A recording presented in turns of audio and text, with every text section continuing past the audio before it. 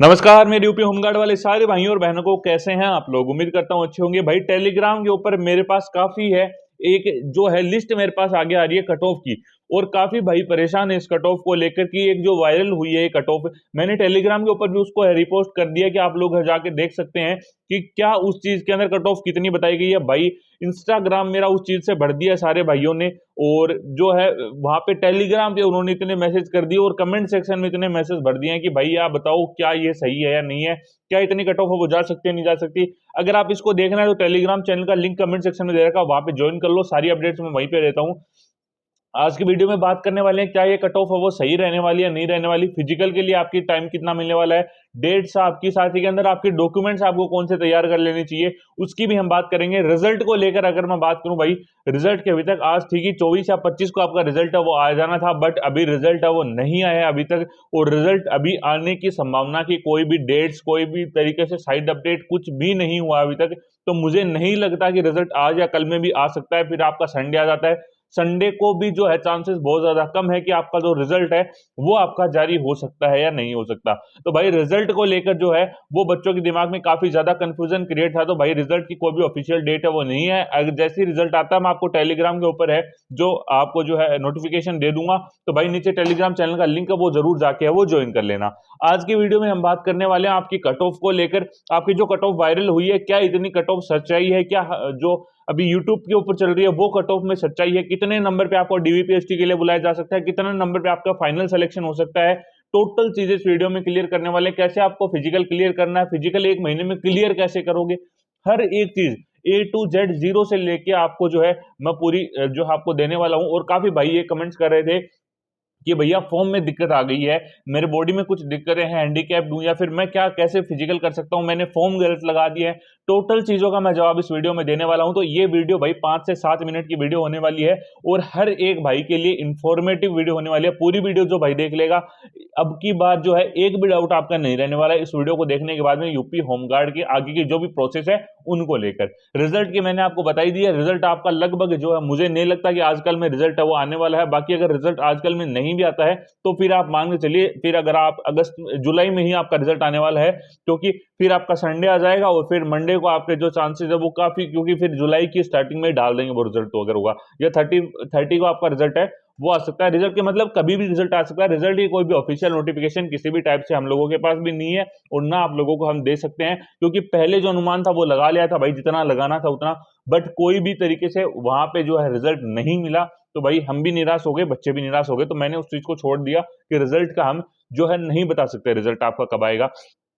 अब बात करते हैं आपकी कट ऑफ की, कितनी कट ऑफ है वो आपकी रहने वाली है। एक वो चीज और भाई, चैनल के ऊपर जो जो भाई नए हैं चैनल को सब्सक्राइब वो जरूर कर देना, क्योंकि आपको जो भी आपकी वायरल नोटिस होते हैं या फिर जो भी आपकी अपडेट्स होती हैं, टोटल चीजें इस वीडियो के अंदर और इस चैनल के ऊपर आपको क्लियर करते हैं। तो हर एक भाई, हर एक बहन से मेरी रिक्वेस्ट है कि चैनल को सब्सक्राइब करके बेल नोटिफिकेशन ऑन आप लोगों को जरूर कर लेना है। सबसे पहले अगर मैं बात करूं भाई, जो बच्चे मेरे साथ काफी भाई पूछ रहे थे कि भाई मेरा फॉर्म में गलती हो गई है, फॉर्म में गलती हो गई तो अब मैं क्या करूं, उस फॉर्म को कैसे सुधारूं, मैंने करेक्शन विंडो में भी वो चीज है वो सही नहीं की थी।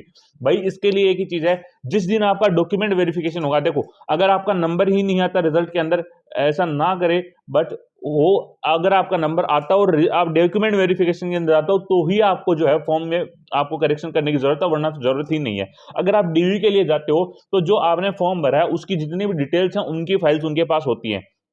आपको क्या करना, आपके जो भी डॉक्यूमेंट्स है उनके साथ भी अपना एक एफिडेविट बनवाना है। आपके घोषणा पत्र के साथ में एक एफिडेविट है वो बनवा देंगे आप, जिसके अंदर आपकी जो गलतियां हुई है वो आप उसके अंदर लिखेंगे। साथ ही के अंदर जो रियल है आपके, जो मतलब जो आपने लिख दिया कि डेट ऑफ बर्थ, मान लो एक फॉर एग्जांपल आपने डेट ऑफ वहां पे 4/6/2005 दे दिया आपको, और आपकी है 4/5/2007 आपकी डेट ऑफ बर्थ। तो आपको वहां पे लिखना है कि ये मैंने गलत लिख दी थी और 4/5/2007 में रियल है, और आगे से अगर कोई भी तरीके से अगर इन चीजों के अंदर जो गड़बड़ी पाई जाती है तो मुझे जो विभाग है वो निरस्त कर सकता है। तो अगर आप ये लिख के देंगे तो आपकी जो है ये एफिडेविट जमा होने के बाद में आपकी जो है फॉर्म के अंदर जो गलतियां हुई है वो आपकी सही हो जाने वाली है। ये कुछ थी फॉर्म की दिक्कतें। अब एक चीज बात करते हैं भाई, काफी भाई पूछते हैं कि क्या हम फिजिकल कर लेंगे भाई 1 महीने में। भाई फिजिकल देखो, पहले किसी ने करके थोड़ा बहुत छोड़ रखा है तो वो फिजिकल 1 महीने में बिल्कुल कर देगा, क्योंकि 1 महीने महीने से ज्यादा टाइम आपको मिलने वाला है।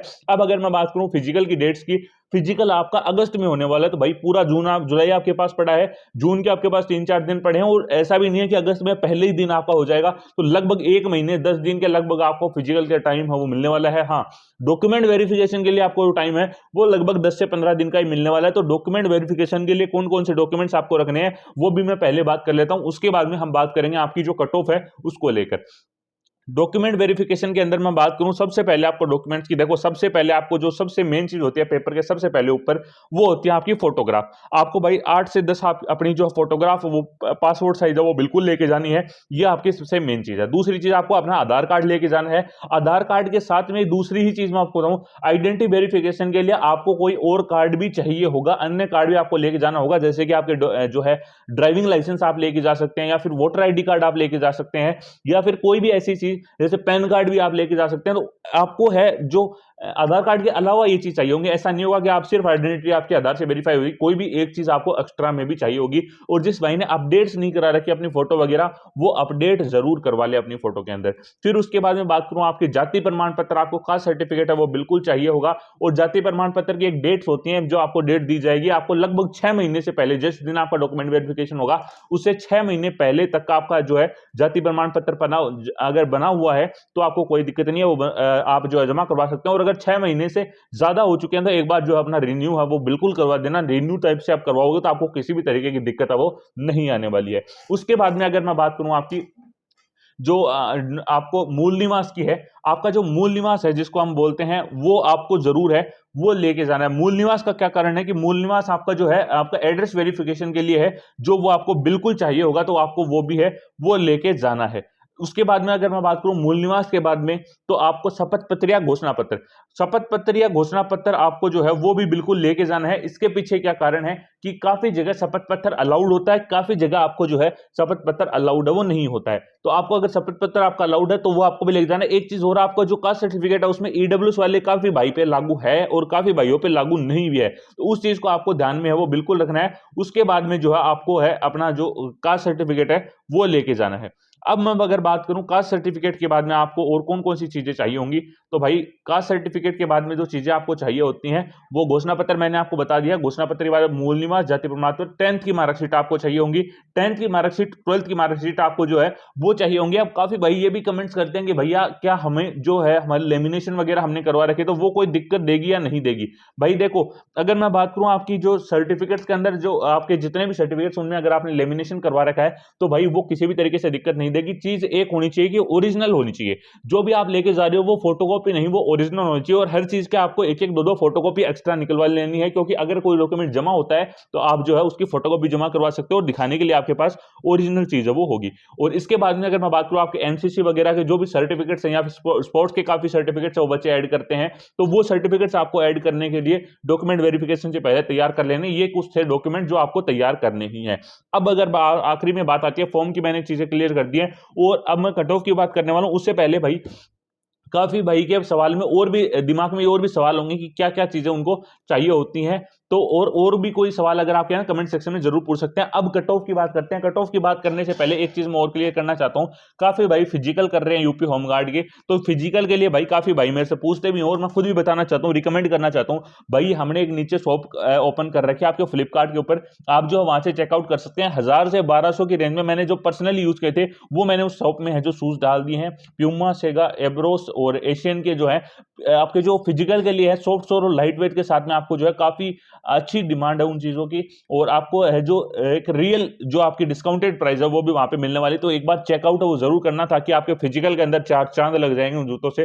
भाई एक A1 क्वालिटी के शूज है वो मैंने वहां पे लिस्ट कर रखे, और 1000 से 1200 की रेंज में इससे ज्यादा जाएंगे भी नहीं, और कंपनी के शूज है। एक बार चेकआउट जरूर करना, सॉफ्ट सोल लाइट वेट के साथ में। बाकी ऑफलाइन भी लो तो ये चीज आपको बिल्कुल है वो ध्यान रखनी है कि ये सॉफ्ट सोल और लाइट वेट तो आपके होने ही चाहिए। अब मैं बात करूं आपकी जो कट ऑफ की, कट ऑफ आपकी कितनी है वो बताई जा रही है, उसके अगर अंदर बात करूं उससे पहले भाई जो कट ऑफ वहां पे आई है उसके मैं बता देता हूं जो आपकी वायरल हो रही है। उसमें यूआर कैटेगरी की आपकी 60 नंबर की कट ऑफ, ओबीसी में आपकी 58 नंबर की कट ऑफ, ईडब्ल्यूएस में अगर आपकी 55 नंबर की कट ऑफ, एससी में आपकी 52 नंबर की कट ऑफ और एसटी में आपकी 48 नंबर की कट ऑफ। भाई ये चीज मैं आपको बताऊं, ये कट ऑफ जो है वो बिल्कुल फेक है। अगर आप ढंग से देख पाओगे इस कट ऑफ को, इसके अंदर ना कोई विभाग का नाम है, ना किसी भी तरीके से कोई हैंड रिटन, ये कंप्लीटली कंप्यूटर बेस्ड एडिटिंग से बनाई हुई कट ऑफ है। ये आपको साफ साफ दिखाई दे रहे हैं। अब मैं बात करूं आपकी रियल कट ऑफ है वो कितनी जा सकती है, उसका अंदाजा हम लगाएं। कैटेगरी वाइज मैं बता देता हूं। जोन वाइज तो देखो 75 जिलों की मैंने पूरी आपको बता रखी है, अलग से वीडियो है वो पूरी चैनल के ऊपर है, आप वहां पे जाके वो बिल्कुल देख सकते हैं। अब मैं आपको बताता हूं कि जो आपको कट ऑफ बता रहा हूं, उससे पहले मैं एक चीज बता देता हूं। काफी जिले ऐसे हैं जिनके अंदर SC ST वालों की जो कट ऑफ भी ज्यादा जाएगी, वो जिले मैं आपको बता देता हूं। फिर जो 10 से 12 जिले हैं उनको कवर करने के बाद में हम बात करेंगे कौन से जो है कितनी कट ऑफ आपकी कैटेगरी वाइज बाकी जिलों के अंदर जा सकती है। सबसे पहले अगर मैं बात करूं हाई कट ऑफ जिनकी सबसे ज्यादा जिन जिलों की जाएगी, उनकी मैं अगर बात कर लूं, आपका गाजियाबाद, गाजियाबाद के बाद में आपकी भदोही, भदोही के बाद में आपका बागपत, बागपत के बाद में आपका बिजनौर, बिजनौर के बाद में आपका बुलंदशहर, बुलंदशहर के बाद आपका मथुरा, मथुरा के बाद आपका अमरोहा, ललितपुर, महोबा, मुजफ्फरनगर, मैनपुरी, अंबेडकर नगर, माऊ, फिरोजाबाद, गाजीपुर, मुरादाबाद, अयोध्या, इटा, शामली। ये जो जिले हैं इनकी अगर मैं बात करूं आपकी, तो यहां पे कट ऑफ आपकी काफी ज्यादा हाई जाने की संभावना है वो बनती है।